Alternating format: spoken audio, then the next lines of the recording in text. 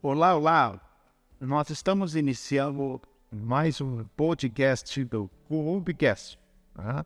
O Coopcast que, nessa sua quarta edição, tem um espaço especialíssimo à medida em que nós estamos no município de Cruz Alta, na sede da Cooperativa Central Gaúcha Limitada, onde vamos ter a satisfação e muito obrigado por nos receber, presidente Caio César Fernandes com Z, com Viana, que é um engenheiro agrônomo, produtor rural, também é presidente da Cotriju, que é a Cooperativa Tritícola Júlio de Castilhos. Tá? Já por demais conhecido no setor cooperativista brasileiro e internacional, já recebeu vários prêmios como gestor e, mais uma vez, nós agradecemos a recepção e estarmos aqui no Grupo CCGL. É uma cooperativa de segundo grau, né, em termos que a gente fala de cooperativismo, com mais de 20 cooperativas associadas, né, e atendendo em torno de 170 mil produtores, 170 mil produtores agrícolas. Portanto, ela possui 3 operações principais. A unidade de laticínios, que tem uma capacidade de processamento de 3,4 milhões de litros dia, a qual eu tive a satisfação de participar da inauguração da indústria, onde nós conhecemos essa moderna unidade de processamento. E quero dizer mais uma coisa rapidinho, né? Eu tenho 2 netos, os meus 2 netos, após a temporada de amamentação de leite materno, são alimentados com o leite em pó da CCGL, leite em pó integral, e são lindos, maravilhosos. A unidade de tecnologia, que ela tem o seu principal produto, os principais produtos são o desenvolvimento de sementes e também toda uma rede de suporte na área de produção de grãos e pecuária, e a gente sabe, né, a comunidade regional sabe que a CCGL tem todo um modelo tecnológico para a produção leiteira que é muito interessante. A unidade de logística, que então faz a operação dos terminais Termasa e Termbrasa em Rio Grande, movimenta mais de 50% das exportações de grãos do Rio Grande do Sul.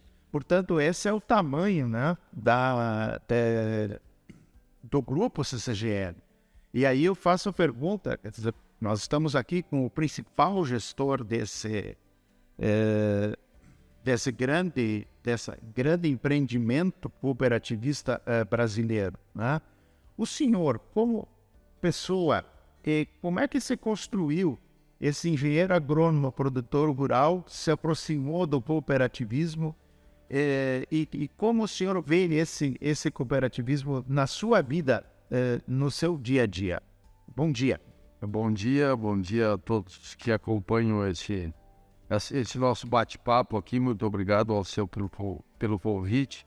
E sempre falar de cooperativismo, como falei para ti fora do ar, é um tema que a gente gosta bastante porque, como tu disseste, entramos no cooperativismo, vamos dizer, quase ao acaso. Eu venho, a tradição do cooperativismo faz parte da minha vida. Tive meu avô materno, 18 anos como dirigente cooperativo, depois tive meu pai, 18 anos dirigente cooperativo. Está no sangue. E nasci nesse meio, onde acompanhava as assembleias, desde muito pequeno acompanhava as assembleias, acompanhava o movimento cooperativista da época e que fez tanta história no Rio Grande do Sul. O cooperativismo no Brasil fez história no Rio Grande do Sul aí com as cooperativas de lã, as cooperativas de carnes, as cooperativas de grãos, as cooperativas de vinho. Então o cooperativismo aí, fora os outros setores, né, transporte, habitacional, a própria Unimed hoje, o sucesso que é o Cooperativos de crédito. cooperativismo de crédito, Sicredi, né, nasceu o cooperativismo de crédito no Brasil aqui, foi a primeira cooperativa em Nova Petrópolis, né? Exato. Então, assim, o cooperativismo no Rio Grande do Sul tem muita história, e a gente, como produtor rural, como de família do interior, né, de origem rural, a gente conviveu desde cedo com isso. Mas ao concluir meu curso, fiz uma especialização fora do Brasil e alguns convites, algumas experiências no exterior, e voltei com o propósito de trabalhar na propriedade e de desenvolver as atividades como produtor rural. E por um destino que a gente acredita que as coisas às vezes acontecem, o universo conspira, né? Acabei me envolvendo com a cooperativa de Júlio de Castilhos num momento de grande dificuldade, naquela crise ali do endividamento rural, nos anos 89 e 90, planos econômicos que colocaram o cooperativismo... Aí da inflação. Exatamente, colocaram todo o cooperativismo, e não só o cooperativismo, mas os produtores rurais do Brasil em xeque. Acabei me envolvendo e neste envolvimento da cooperativa, que era afiliada na época à CCGL, acompanhamos aquele momento que as cooperativas de grãos entenderam de se desfazer do patrimônio que era, vamos dizer, a joia do cooperativismo gaúcho, que era a CCGL, uma empresa de sucesso, uma empresa de muito valor, e era talvez na época a única alternativa que as cooperativas tinham de desimobilizar e apurar o recurso para algumas, né, tentarem superar aquele momento difícil. Então, este momento me pegou, e acabei, por estas dificuldades, acabei me envolvendo com a cooperativa de Júlio de Castilhos e posteriormente CCGL.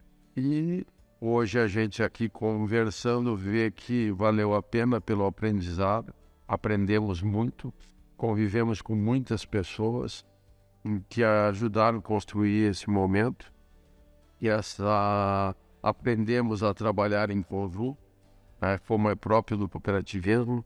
E esse histórico aí nos deixou muitas marcas positivas de pessoas, de processos, de gestão e de postura, né, em relação ao que nós hoje entendemos que é o cooperativismo, a função que o cooperativismo tem na sociedade.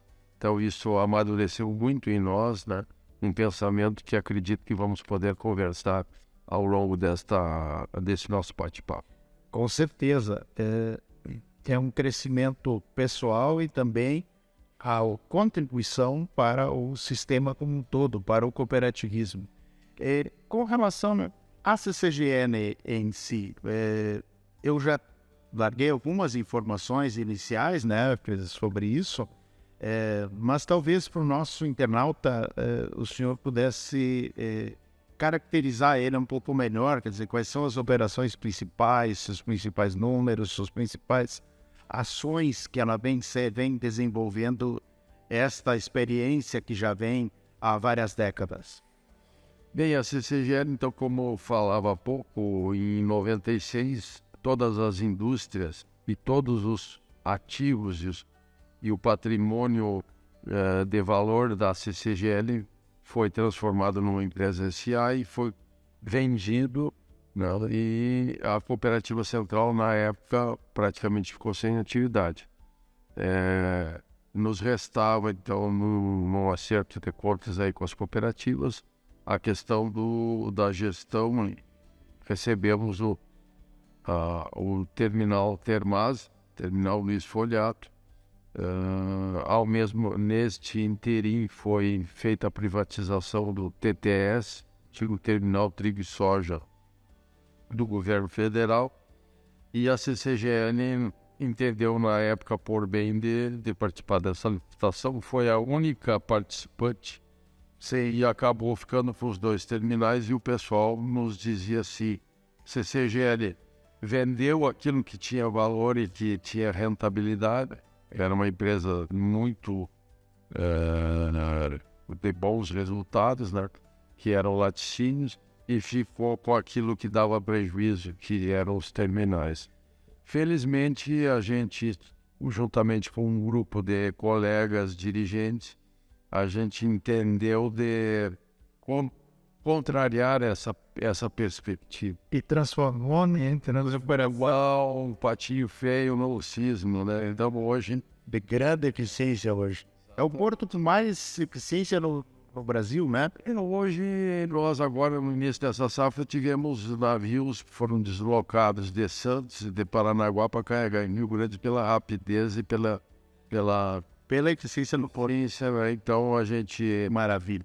naquela época, o entendimento foi que esses dois terminais, são 4 terminais do Porto de Rio Grande, esses 2 terminais eram extremamente importantes para as operações dos produtores no interior do estado, né? Porque a gente sabe que uma logística cara acaba onerando o preço final do produto ao produtor. Então, nós, quando chegamos, fomos delegados pelas cooperativas para administrar os terminais, a gente entendeu que se podia fazer um trabalho no sentido de melhorar a eficiência e a confiabilidade dos terminais, Sim. no sentido de precificar melhor ao produtor.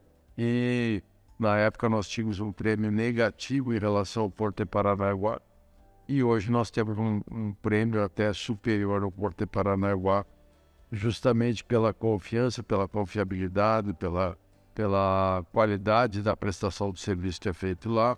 Fizemos história no sentido de que criamos no Brasil o primeiro agendamento de cargas sem internet, que mudou a história dos portos brasileiros, né? Hoje todos os portos copiaram aquilo que foi criado, que chamava-se Sistema Pampa de Agendamento de Cargas. Que acabou com as filas. E acabaram bem as filas de espera, os caminhoneiros na beira no acostamento das estradas, às vezes 3, 4 dias esperando para descarregar, e acabamos com o famoso caminhão silo, né? Exato. Que armazenava a safra em cima de caminhões. E com isso também conseguimos baixar o custo dos fretes, racionalizar. Então, como eu falava, o cooperativismo nos dá essa oportunidade de que a gente possa fazer melhorias para todos, né? E compartilhamento tanto de responsabilidades como dos dividendos. Talvez isso muitas vezes não é visto pela sociedade em geral, né? Não é percebido no dia a dia, mas se nós fôssemos fazer um somatório destas atividades à medida em que dá um resultado de alguns centavos numa saca de soja, né? Mas no volume que nós temos, isso é uma economia para o nosso estado e para as regiões muito importante, que muitas vezes não é percebido digamos assim, pelo público em geral. E a gente, aquela questão, nós temos que fazer opção entre trabalhar ou ficar só fazendo marketing, né? Marketing é importante, mas nós entendemos que ao tempo que às vezes o marketing nos toma, ele nos tira também tempo de produzir. E na época, o prêmio, na época, nós tínhamos uma defasagem em relação ao Paranaguá de 30 pontos de prêmio, que na época significava quase R$2 por saca de soja. Naquela época, estamos falando isso de 97, 98. Vai corrigir. Então, isso vai outubro hoje. Então, hoje mesmo, temos que fazer de novo a conta, mas 30 pontos, certamente estamos falando aí de R$5 a saca de soja. Então, e aí pensemos nos volumes que o estado do Rio Grande do Sul é o 3º, 4º produtor de grãos do Brasil, né? E nós somos um grande produtor. Portanto, isso são volumes realmente significativos, que é o cooperativismo que contribui com a sociedade, né? Certeza, nós numa condição normal, sem seca, nós seríamos o 2º maior produtor de grão do país. Então, nós já Aí temos uma corrida na soja com o Paraná, eles têm produzido mais que nós. Tivemos 2 eventos de estiagem, mas 2021 nós produzimos mais que o Paraná. A CCGL tem digamos, dois trabalhos, um modelo de distribuição de ICM nos municípios para os produtores de leite. E eu lembro que quando foi implantado foi algo pioneiro também em nível das indústrias de processamento de leite, né? Ou de laticínios, ou de qualquer outro tipo de agroindústria, né? Esse modelo segue funcionando? O que os, né? Por quê? Porque isso, mais uma vez, é um retorno de reais econômico para as comunidades onde se produz. Tá? Acho que até hoje está se discutindo, por exemplo, uma reforma tributária. É uma mini reforma tributária regional? Né? Com certeza, é uma ação de distribuição, de participação nos tributos gerados de uma forma justa, né? Hoje, quando uma indústria se instala no município, o valor do ICM sobre o produto industrializado, sobre o valor agregado, ele fica naquele município, 100% para aquele município. O que naquele projeto da CCGL nós negociamos com o município que iria receber o nosso investimento?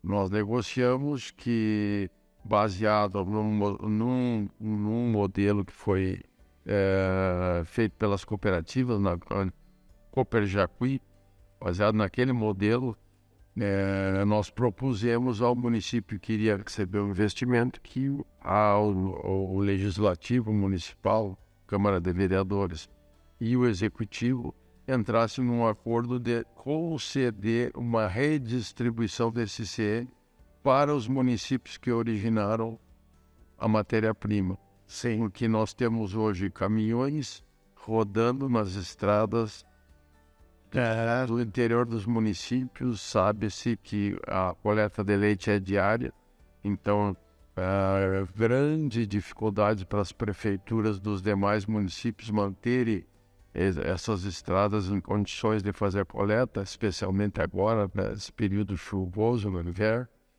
E esses municípios não tinham nada de retorno da industrialização. Então nós entendemos que como essa indústria é a indústria de grande porte, que recebe leite aí de praticamente mais de 200 municípios, 300 municípios no Rio Grande do Sul, seria justo que houvesse compartilhamento. Então nós, na época, propusemos, o município de Cruz Alta acatou, aprovou a lei orgânica municipal e desde então nós viemos fazendo até final do ano a gente informa a Secretaria da Fazenda e ela faz a redistribuição do ICM adicionado, que depois vai dar um índice para que cada prefeitura participe no fundo municipal.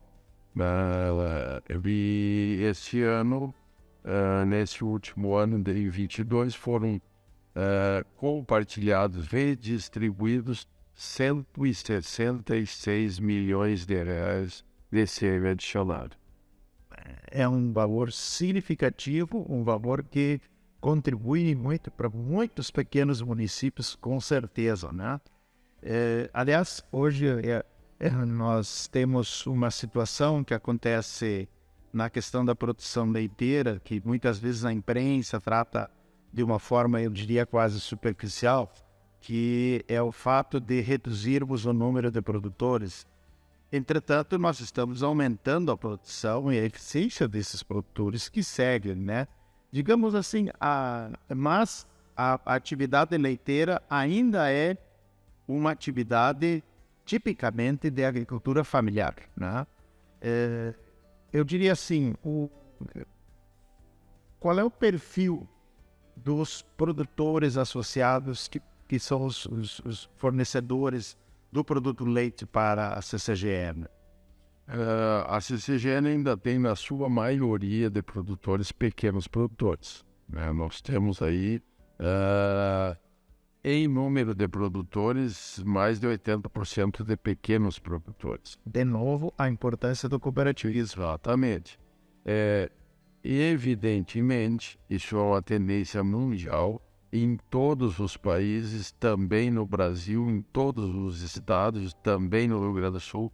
Nós estamos migrando para um sistema de menos produtores produzindo mais leite, mais volume. Até porque os dados do IBGE estão dizendo o seguinte: nós não temos crescimento demográfico, né? Nós estamos estagnados na Rio Grande do Sul.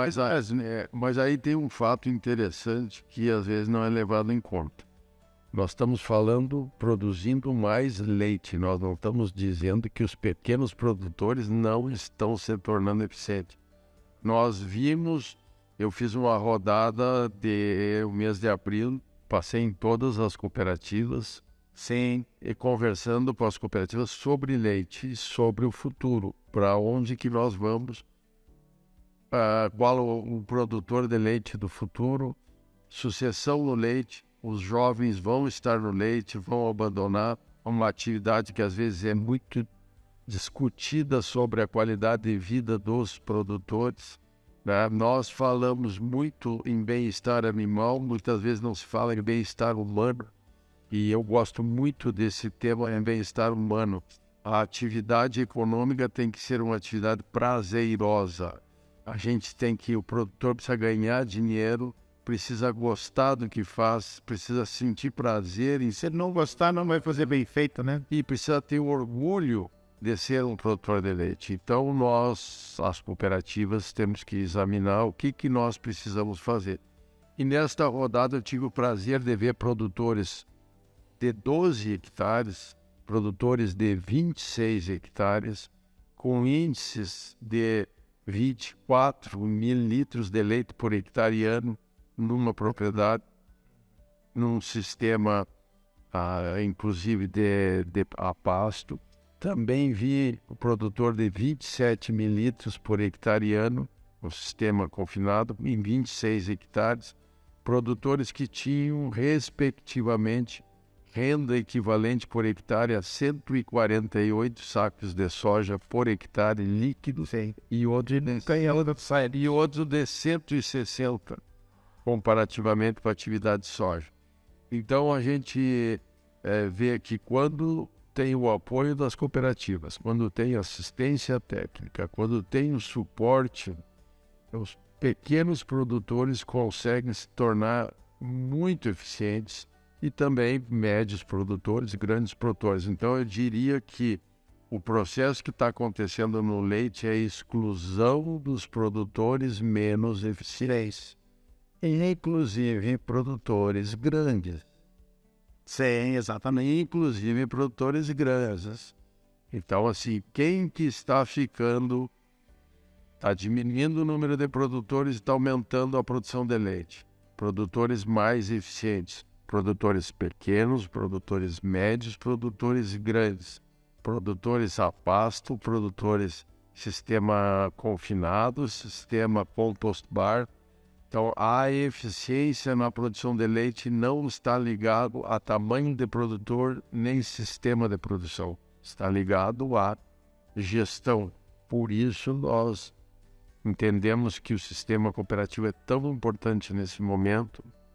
Rede técnica cooperativa. Essa rodada foi para avaliarmos, porque, como tu disseste, a CCGL tem três unidades de negócio: logística nos terminais, a indústria de leite e a mais importante delas, geração de tecnologia de produção. Nós hoje temos a rede técnica cooperativa, que não é a CCGL, ela é coordenada pela CCGL, mas ela reúne todas as áreas técnicas de todas as cooperativas em conjunto, como uma rede, se falando, trocando experiências, recebendo treinamento e interagindo para gerar informações que depois possam chegar nas propriedades. Porque se essas informações não chegarem nas propriedades, não vai haver melhoria de eficiência e de rentabilidade no campo. Então, este é a grande tarefa que a CCGL e as suas cooperativas têm. Nós temos aí que tanto no produtor de grãos como no produtor de pecuária, de leite, de corte, nós temos que cumprir com a nossa função, que é transformar esse produtor num produtor feliz.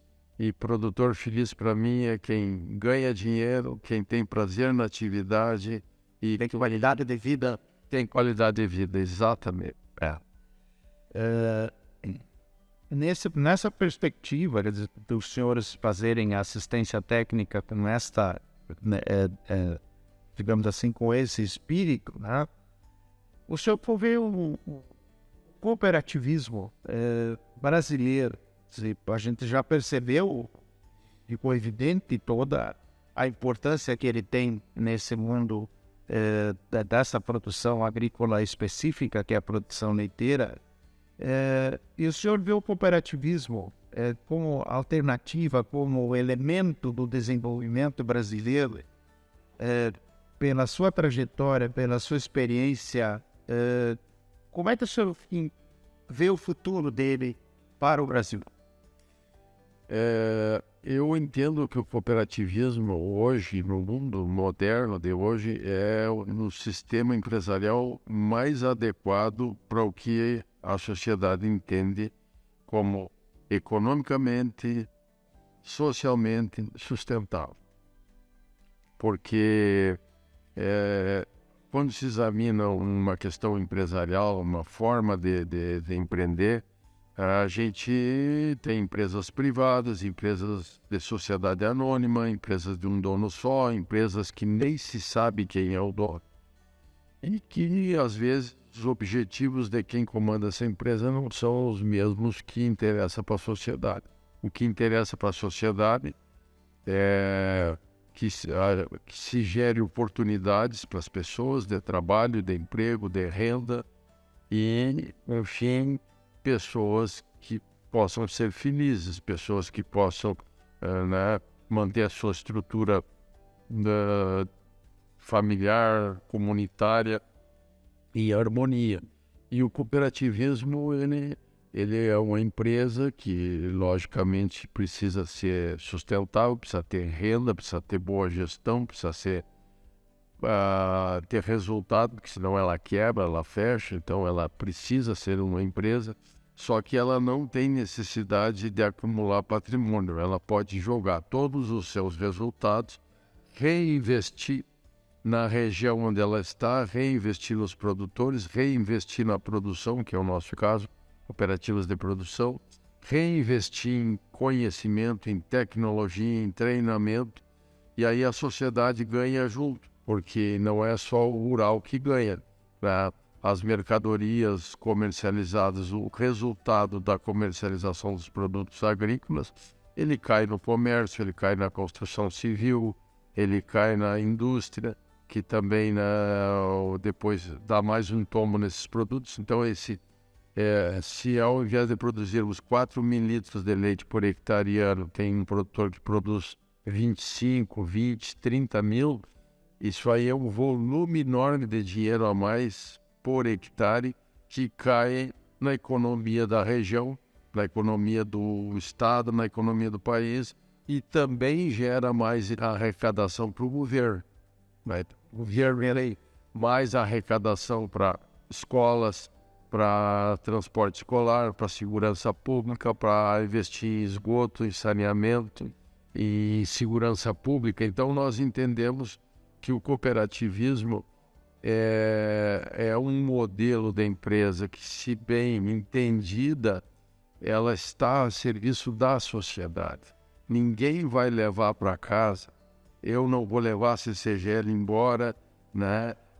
Quem passar por aqui depois de mim também não vai levar, ela está aqui para produzir, né? Para oportunidades de pessoas se desenvolverem, pessoas que vieram para cá sem experiência, que hoje são profissionais treinados, profissionais valorizados no mercado. Então nós temos desenvolvimento de pessoas, nós temos, assim como eu falei no início dessa entrevista, que eu entrei no cooperativismo também, aprendi muito. Tudo que eu sei, que eu aprendi, foi no cooperativismo. Pessoas que eu conheci, né, que tive o privilégio de conhecer e aprender também. Então, o cooperativismo tem esse mote econômico, social, e ele a gente é uma satisfação quando a gente realiza em conjunto. E o cooperativismo não tem outra forma. O sucesso do cooperativismo é um trabalho coletivo. E depois a questão do compartilhamento, né? Nós temos distribuição, como falamos aqui, distribuição de CM adicionado para os municípios. Nós temos participação nos resultados dos funcionários, dos colaboradores. Nós temos, e graças a Deus, todos os anos eles têm recebido, né? Nós temos distribuição para as cooperativas que entregam seu produto aqui. E temos tido distribuição para os produtores, que esse é uma coisa que a CCGL está nesse projeto, foi um dos princípios exigidos das cooperativas quando concebemos. Aos produtores. Que 20% do resultado da indústria não fosse capitalizado na empresa e sim fosse distribuído todos os anos aos produtores. E esse ano, dia 20 de abril passado, nós distribuímos 16 milhões de reais para os produtores que entregaram leite no ano de 2022. Dá para desafiar qual é a outra empresa que faz isso. Nenhuma empresa no Brasil distribuiu 16 milhões de reais aos seus produtores. Nenhum. Eu acho que desta forma a gente finaliza com sucesso essa nossa conversa, né?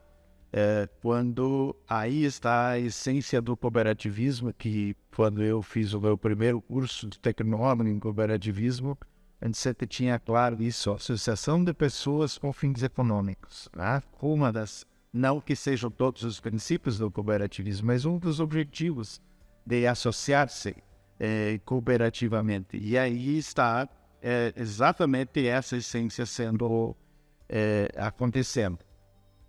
Muito obrigado, eu agradeço por demais, e o Coopcast está sempre à disposição para que a gente possa divulgar e possa tratar dos temas do cooperativismo e também da Cooperativa Central Gaúcha Limitada. Muito obrigado, Alceu. Um abraço muito forte a todos os internautas, e a gente também fica sempre à disposição para colaborar com aquilo que for possível. Ok.